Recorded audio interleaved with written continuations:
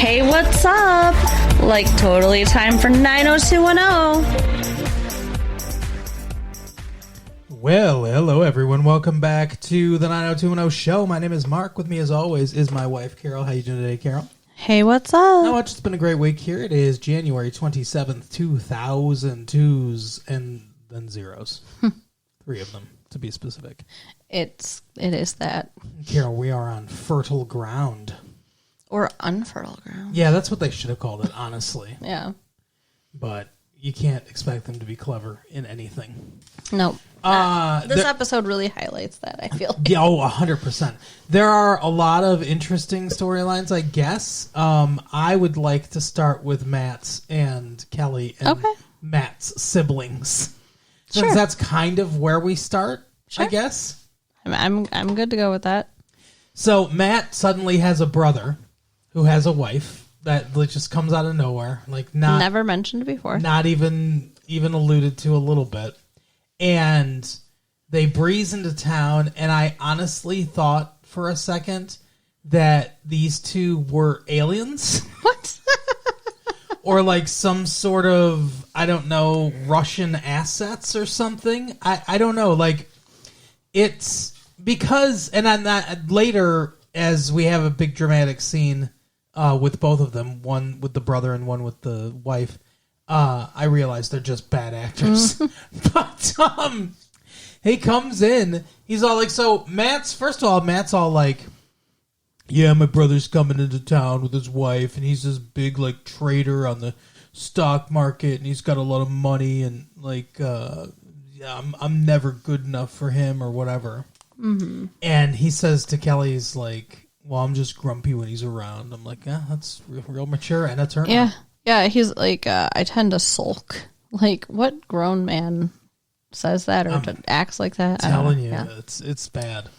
But anyway, so he comes in and he's all like, this is one of the fakest people I've ever seen in my life. He comes in with the hair, that like brushed back, golden, brushed back, like but poofed up kind of hair, you know, the big like hair shelf, like the helmet thing. There you go. And he's all like, "Hey, how are you? Oh, it's great to be in LA," with the big smile and everything. And I don't know if it like. Part of it's the acting, because it's not good. Part of it's the camera work, too, because they hold on the shot just a second too long. Yeah, and then he kind of loses it, though. That's what I'm saying. Like, that's why I thought, like, is he like an alien? That's what I didn't think that was the reality, but that's what made me think it, because he's smiling there and everything, like all the big smile, and then Matt's like turned away from him, and then his face just loses everything. Yeah, he just drops. And I was like, what the fuck? But I think either the guy just didn't act long enough, or like I said, they just hold on a bit too long. But the same thing happens with her. Yeah. When she comes up and talks to Kelly, she's all like, "Oh, it's great to see you. Oh, don't listen to him about the pool. We're here to see you." And then, like, her face just loses all expression. I was like, what is going on? Are zombies taking over the fucking 90210 show? Yeah, they're very, very weird. There's a lot of really weird social interactions throughout this whole episode, though. Like, everybody is awkward in every interaction, pretty much. When we get into... Yeah, that's 100% true. When we get into... what's her name? What the fuck is her name?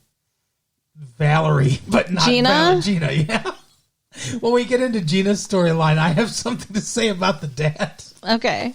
But anyway, so they they're there and everything, and Matt feels he has to lie that he's on suspension, and that Kelly has decided. This is another thing that pisses me off about this show. So last episode, we go back and forth about, I should not sign the lease, Kelly. I should not sign the lease. I should sign the lease. Mm-hmm. I should be a part of Now Wear This. I shouldn't be a part of Now Wear This. And she finally decides at the end of the episode, I signed the lease. I'm going for it. We're doing it together, right? Yep. First shot of this episode, she's like, I decided not to. Yeah. What the fuck? Why? Yeah, it's very frustrating. Very frustrating. Like, they don't... Nothing they do ever has any consequence. in the reality of the show. It's just You nailed filler. it last episode where you talked about it's like the dolls. It's just like they're just remaking the world how they want it at every second. Yeah. And whatever came before does not matter at all. It 100% feels like that. So because Kelly decided not to sign the lease or whatever, apparently she no longer has a Revoked job the at all. lease, I guess. I mean, well, because Donna still has it, but I'm just saying, like, it's weird. It's like, oh, as of yesterday, she's just unemployed. Like, she could still at least be helping Donna until she finds another job. Donna obviously needs help. Yeah, Donna's overwhelmed. We'll get to her storyline. So that irritates me. But yeah, so Matt's lying. Matt's like, oh, yeah, we're on vacation. And even the way he's lying is bad acting. Yeah. I don't like any of it. I think that's supposed to be somewhat intentional bad acting. I guess. But yeah, so they go out to dinner. For some reason, Kelly can't attend. I don't know why. But also, which is weird, is they're at the Walsh house, and I thought everyone moved out. Yeah, I know. I thought it was just Steve and Janet. We never, and the baby. We never see, and their whore of a nanny. Yeah. We never see them interact with each other. No. I never see Kelly and Matt at the same time as I see Janet and Steve there. Well, I thought Kelly still lived in the Malibu Barbie dream house. So did I, because at the end of the episode, we see her there. And I thought Matt moved in there because he was there a few times. I don't know. Are we supposed to know that they're lying, that they don't live there? That's the thing. This is like a bad action movie where all the angles are off and everything, so you don't know where anything is in space. And like, where are we? You get like disorientated. They move shit around so much. It's like, I'm disoriented. I don't know. Are they, like, should we know? Are they lying? Do they not live at the Walsh house? And he's just there because he's like, this is a more impressive place? Or like, do they still live there? I don't know. They switch things around so much.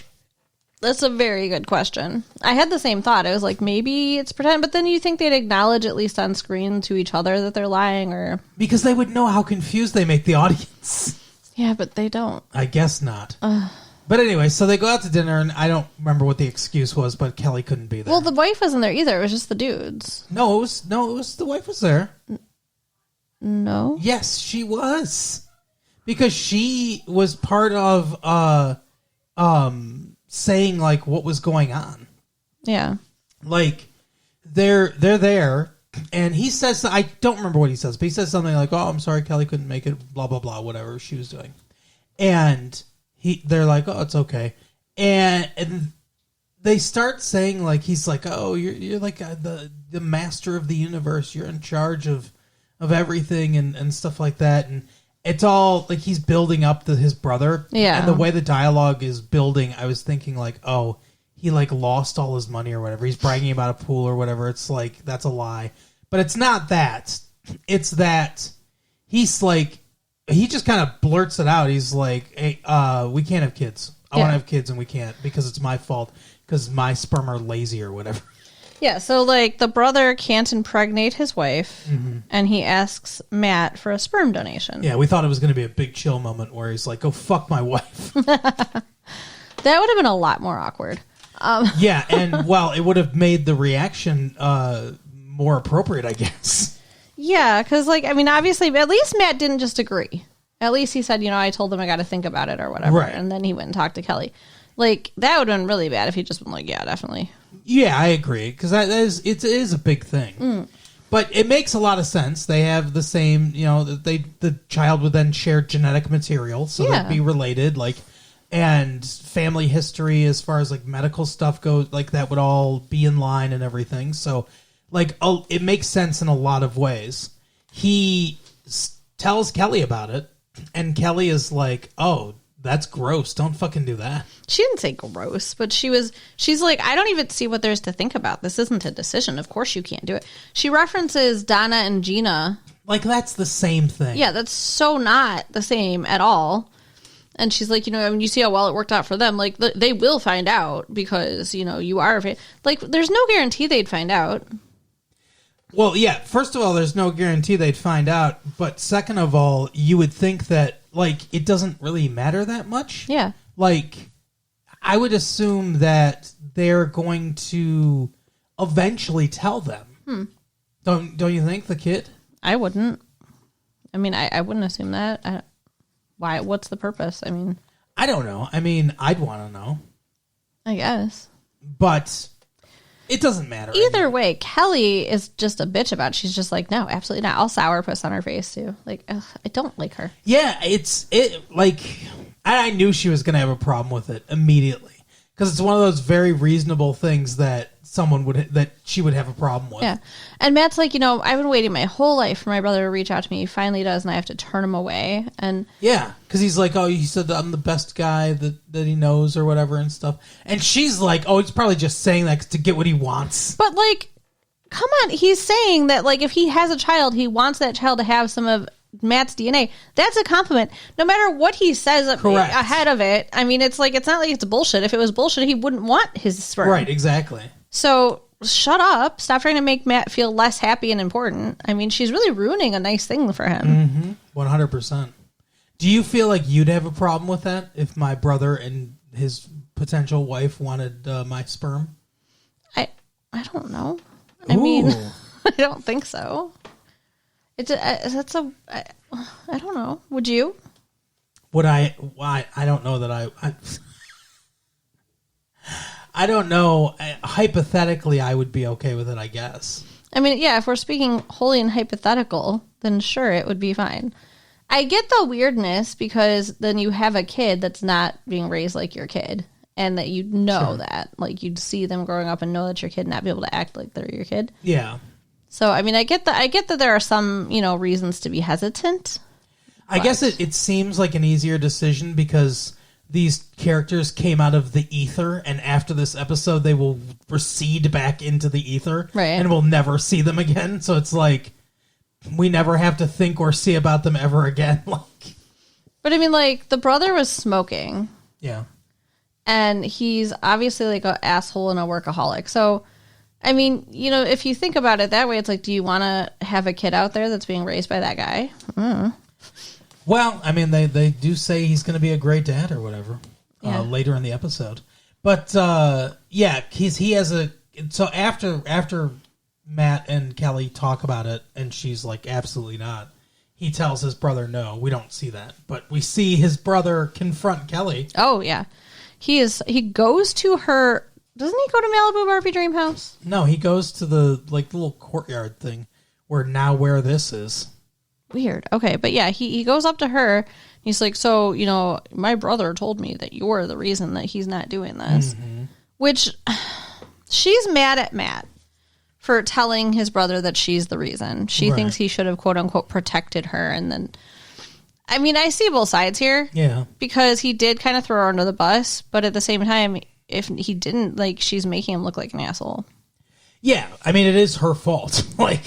But I think it's pretty ballsy of his brother to go up and confront her like that. 100%. And inappropriate.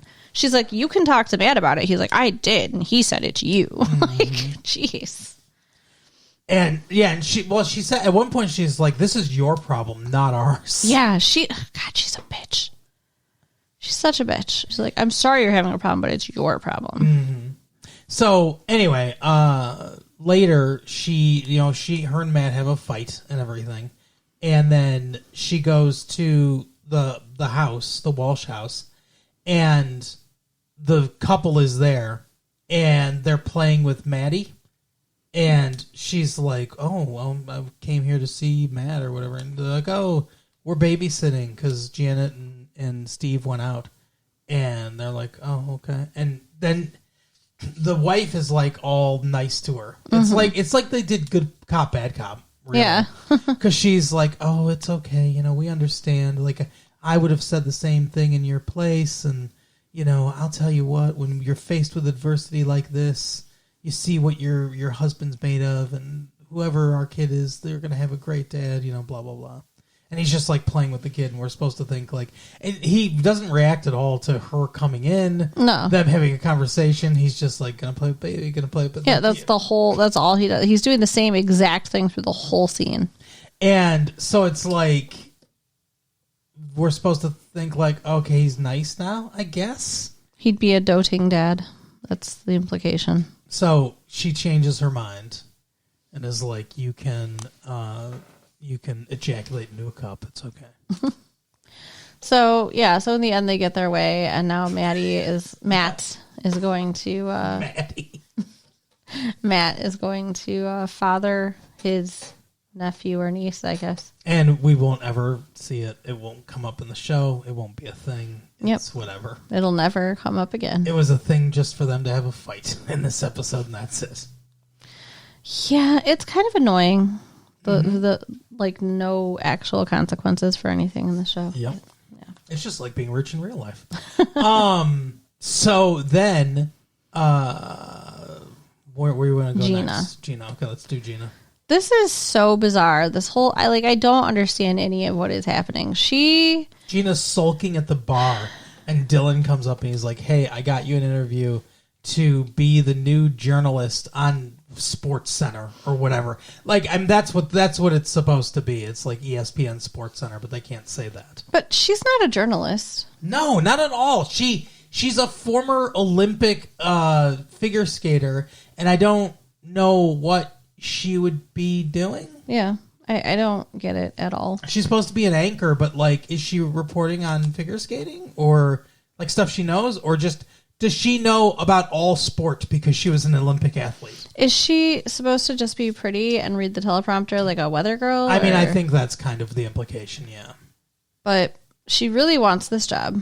She goes to this interview. For some reason, the dude's kid is sitting... It's at his house, and the dude's kid is sitting in the room. Some weird directing choices here, too. Because at the very beginning, the first shot we have, it's an over-the-shoulder shot of the guy. He's standing up, and she's sitting down.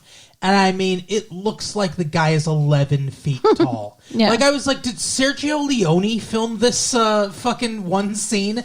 Because she looks so diminutive in this little chair, this little woman sitting here, because she's very petite.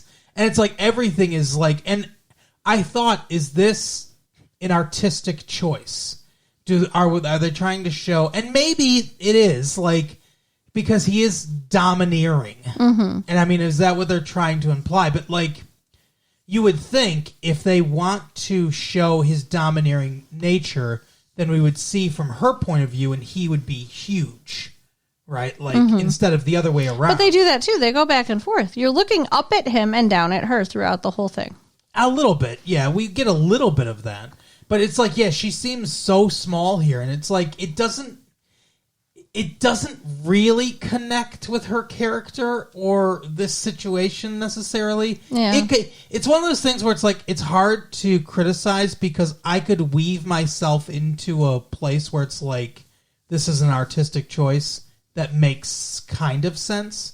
But it's one of those things where it's like, it makes like 60% sense, but 40% no. It's just like, they thought it was a cool angle or whatever. I don't know. But yeah, it's weird. It's jarring. Maybe for the most part because they don't do things like this usually. Yeah, I don't like it. But it's weird that his son's there. Yes. Why is that happening? Well, it's weird that there's a job interview at his house in his living room, that his son is there drinking a Diet Coke, slurping it through a straw. Driving him crazy. Yeah. Like, it's not even like he's like a little kid where it's like, okay, dad has to keep an eye on him or something. He's supposed to be like 14 or 15. Yeah, there's no reason for him to be there. Yeah. But it's revealed that the dad is basically bribing Gina to train him. Train the son. Yeah, the son. In preparation for a dance that's happening in 3 days. Yeah, and I don't train him to what? Yeah, it's not made clear. The kid, when Gina works with him, he's like, do you think my dad will be happy if I lose weight? Like, is that the goal? Because you're not going to lose weight in 3 days. No. Not a significant amount of weight, no. I don't understand. Like, this was a stupid storyline, stupid idea, stupid just, it makes me angry. Everything about it's bad. So she goes on a walk with him. Yeah. And instead of... Gina's on her niceness tour still. Like, at least that's one thing they've kept consistent, is that she's now nice. But she goes on a walk with him, and he talks about how his mother died. Mm-hmm. And how ever since his mother died, his dad has been this hard-ass piece of shit or whatever. That he gets punished if he gets anything less than an A-. That's awful. Yeah. He's like, I got my mom let me get my ear pierced when I was 13, but he won't let me wear an earring. By the way, how long has mom been dead? 2 days? Because, like... Yeah, he doesn't look very much older than 13. Yeah, well, first of all, yes, that's true. Second of all, if he hasn't had an earring in since his piercing or whatever, how is there still a hole? Well, it takes a long time for those to close. I mean, it probably hasn't been more than a year, though. Yeah, it can't have been that long. Yeah. But anyway, so they go on a walk, and she's just like, this job's really important to me, and she doesn't respond to him at all. And then she kind of is like, hey, you'd look cute with an earring or whatever. Mm-hmm. And you should stand up to your dad. Well, she said you should think about how you're going to ask your dad to let you wear an earring while you run really fast. Right. So she goes to pick him up for their next training session. Mm-hmm. And the dad is all pissed off because the kid's wearing an earring. And it's like, did he ask him? Yeah. Because that was the whole thing. And he was like, the way I fucking parent is none of your fucking business. Here's $200. Get out of here, whore. Basically. Is what he says. Basically. That's the direct quote. So it should have been done there. Yep. But it wasn't. Now we get into the realm of absolute ridiculousness. She comes to his house dressed in a nice dress in a limo. I'm here to pick up my date for the dance. How did she communicate this to him? To be ready to go to the dance? Like... Oh, I don't think she did. Well, then how is he ready to go? Like, but he's a boy. What? How long does it take you to get ready to go to a dance? I guess that's true. But the funniest thing about this is she comes to the door and she's like... She basically reads him the riot act of like, hey, you need to be nicer and everything. My mom did this to me and my mom abused me and blah, blah, blah and everything. I know it takes discipline, but, you need to have fun too. And it's like, and we're doing reverse shot here where we see Gina and then we reverse to the dad standing in the doorway. And we can hear her talking still because she's the only one doing the talking, right? The entire time... This fucking dude has the same exact expression. I thought they just reused the same shot like 6 times. Maybe. Where he's just standing there with like no expression on his face whatsoever, just staring straight ahead, showing no emotion. And it's like she's talking him. She's talking him. And it's like going back to a still frame. Yeah, what was the point? I don't know. Why show him if he's not going to do anything? It's fucking weird. And when she's done, she's just like, now tell him that his date's waiting for him in the car. Okay, you're like 25. Right. This is a teenage boy in a high school dance. It's a Mary Kay Letourneau situation. It's awful. It's stupid. It makes no sense. So she goes to the dance with him. This, like, freshman high school dance or whatever. Yeah. And...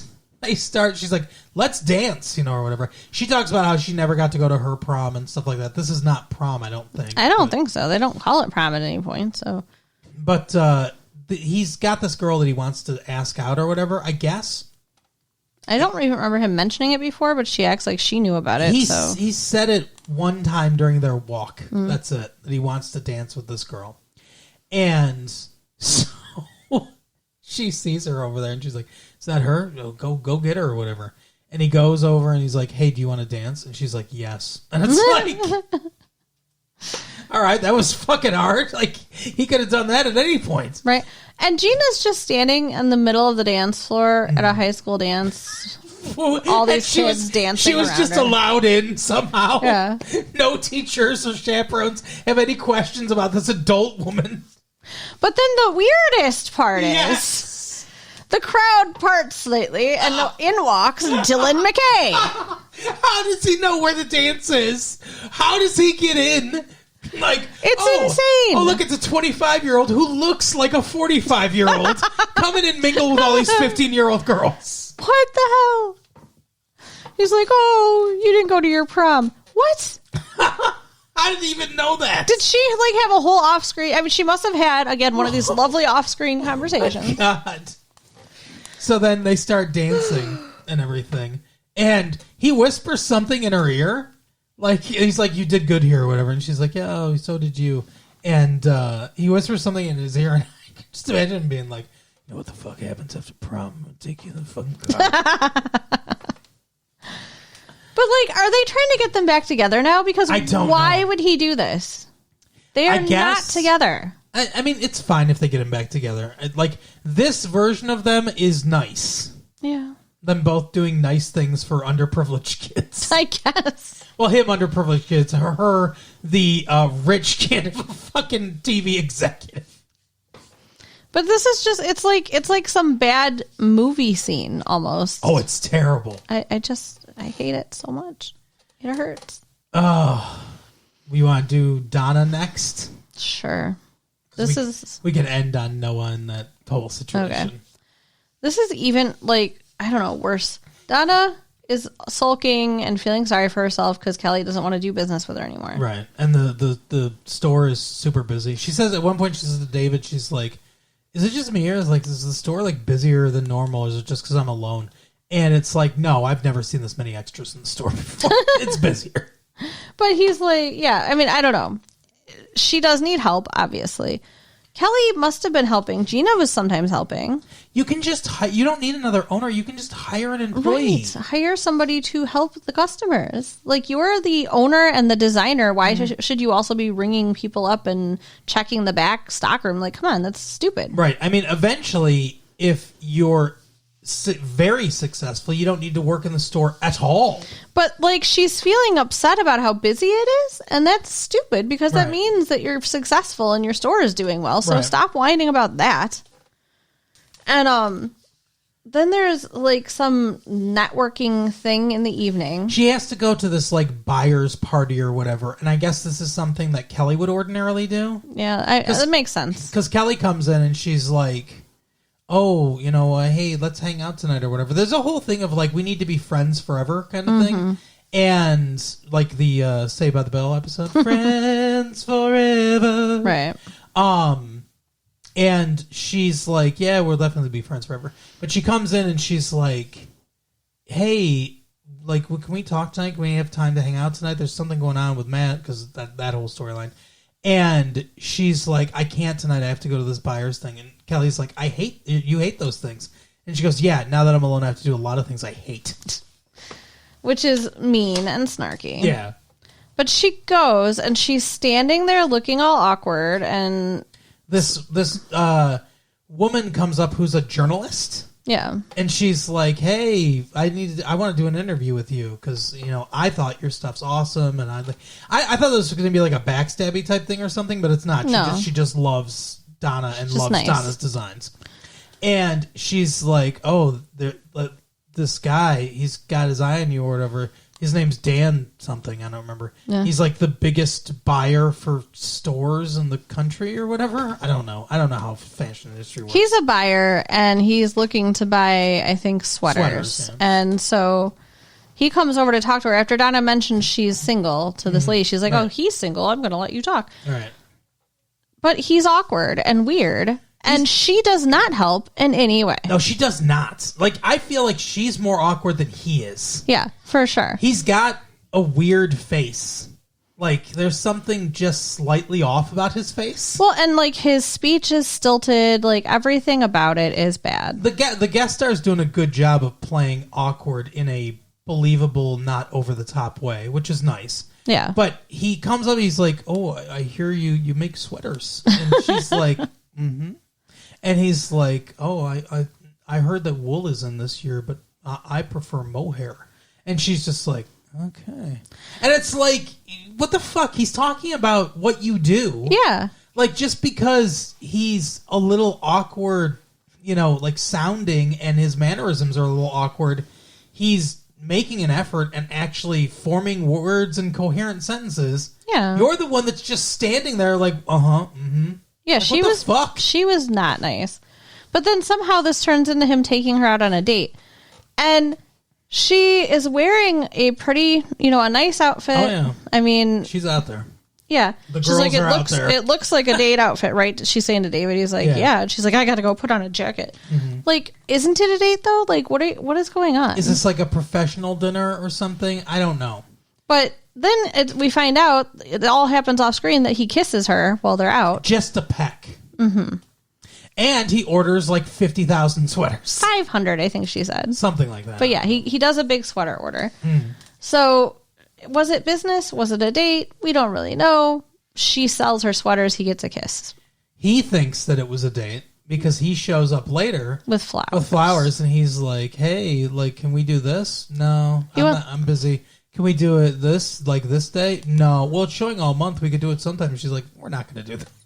Yeah, and she's like, I'm sorry, I didn't mean to mislead you. It's like, yeah, so you basically were like whoring yourself for a deal, and now that you sold your sweaters, you're done. Yeah, I guess. But she says, oh, you can cancel your order if you want. And he's like, I'm not going to cancel that order. And David, like, kind of absolves her, too, earlier, because he's like, look, if he didn't think he could make a 50% markup on the sweaters, he wouldn't be ordering them. Right. So, I don't know. I think it was really wrong of her to use him like that. I agree. I don't like it. Yeah, I don't like any of it. But, I mean, I guess that's really all that happens there. It was upsetting and annoying. Yeah. I'm sorry. I don't like anything about the show anymore. I'm sorry, guys. Sorry if you're one of the writers listening to us trash your fucking show, but we're not fans. We were. But our fandom died a few seasons ago. Yeah, sorry. But anyway, so the last storyline is Noah and the drug dealers. So I guess they didn't get... So Dylan didn't get in trouble for having the cocaine in the car because he tipped them off to these people. But these people didn't get in trouble because they dumped all their cocaine down the sewer. So why isn't Dylan in trouble then? That's what I'm saying. Like, it didn't lead weird. to an arrest or anything.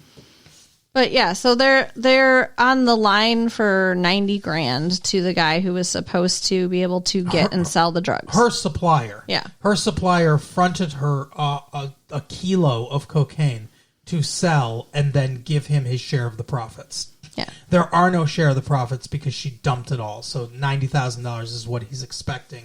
Or he's going to kill her. And Noah asks Dylan to front the money for this, and Dylan is just like, get away from those people. And right. That's the end of it. Like, he doesn't say yes or no, really. It's so weird because this is another situation where they fucking bait and switch us.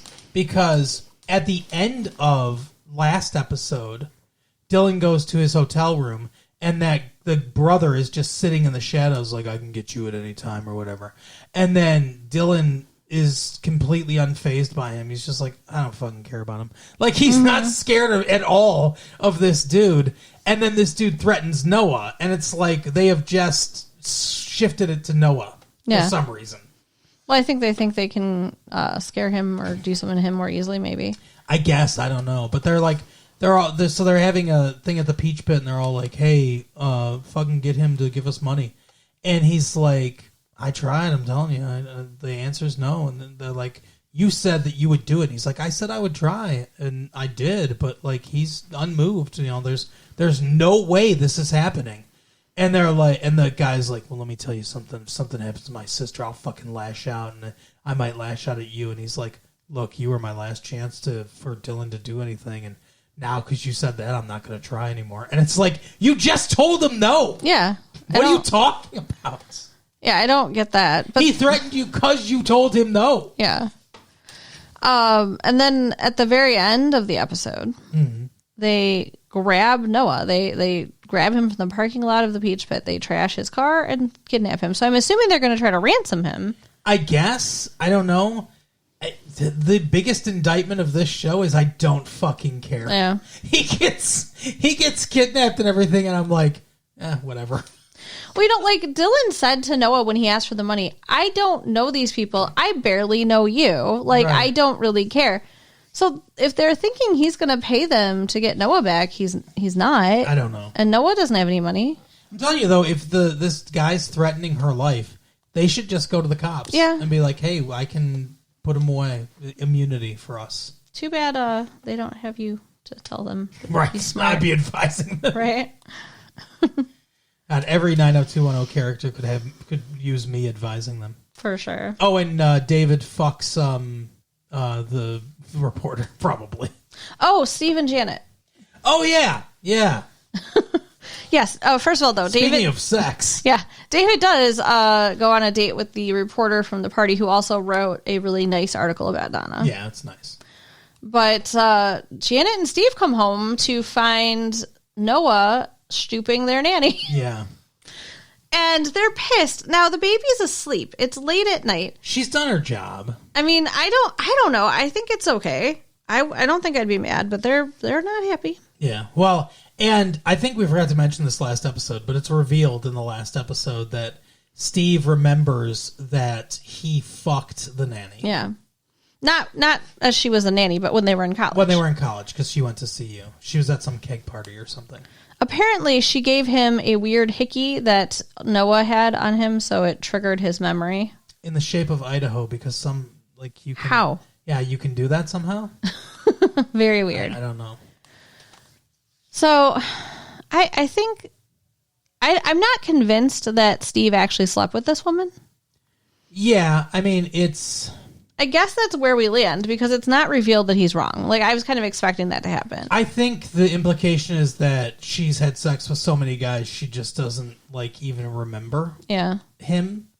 And the point is that he feels hurt because he's not remembered. Yeah. And Janet is pissed off because Steve didn't tell her sooner, I guess. But, I mean, it hasn't really been that long. Yeah. Because he does end up revealing it to her. He starts to talk to Darby about it, but then she gets interrupted, and he's like, Noah says, he's like, hey, you better tell her, Janet, before she tells Janet. Apparently she never would have, because she doesn't remember at all. No, yeah, she doesn't, and she's just pissed, and she's like, so, because I'm not innocent, like I acted like I was, that's why I'm getting fired. And it's like, well, yeah, because Janet doesn't feel like she can trust her. I feel like that's true, though. Like, she put on a front, and that's not good. She did, claim that she was, a virgin. A virgin, basically, and she's not at all. Why? Like, that's dumb. That's not a requirement to be the nanny. No, not at all. Who cares? Yeah. And, they say, Steve's like, well, you could have mentioned that you slept with me or whatever. And she's like, what are you talking about? That's one of those things where it's like, I see where you were thinking that they might reveal it's because she's like, you keep your fantasies to yourself. Yeah. So Steve is totally upset and his pride is hurt. And Janet does the sweetest shit ever. Mm-hmm. And she says, she takes him to a carnival. Yeah. She's like, this is where you took me on our 7th date. And he's like, you remember our 7th date? And she's like, yeah, because that's where I fell in love with you. Aww. And she's like, what people remember is about what's going on with them, not you or your performance. Mm-hmm. So yeah, them as a couple and their storyline is the only thing that still has a heart to me. Yeah, I like them. Yep. So I lied. There's something I like about the show. Do you remember the date where you fell in love with me? Yes. You do? Yes. Which one? The one where I told you I loved you. Oh, okay. That's that. So you immediately said it? Yes. All right. Do you remember falling in love with me? Uh-huh. Which date was it? I think it was our 3rd date. Aw. That's sweet. Yeah. Okay, so I think that's it. Yep, that's it for the episode. Carol, tell people where they can find love. You can write us at latefee1994@aol.com. Mm-hmm. Check out our website at www.retrolatefee.com. Yep. And share the tapes with your friends. All right, see you next time. Bye. Bye.